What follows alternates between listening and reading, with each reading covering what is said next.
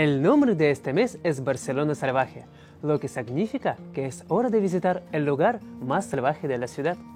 Esta vez nos vamos a Collserola. Collserola es un enorme parque situado cerca de Barcelona, al que puedes llegar en metro. Collserola tiene un territorio muy grande y tiene sus propios pequeños ríos, cascadas, ruinas de edificios antiguos de diferentes épocas y muchos secretos.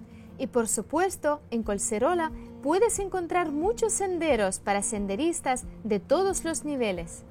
Este viernes conoceremos la zona del Pantano de Vallvidrera.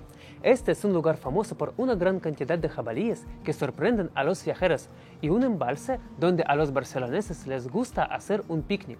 Tenéis que traer billete del metro, ropa cómoda, un bocadillo, agua y muchas ganas de disfrutar de naturaleza.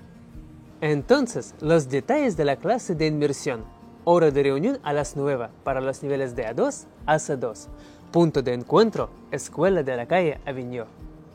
Recordad que es imprescindible apuntarse previamente. Para hacerlo, a través del Instagram de la escuela, sigue el enlace y seleccione Soy un estudiante, apuntarse a la clase de inmersión.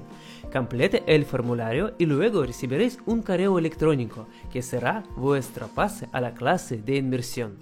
¿Ya empezasteis a preparar vuestra mochila? Entonces, nos vemos el viernes en la caminata junto con BCN Lip.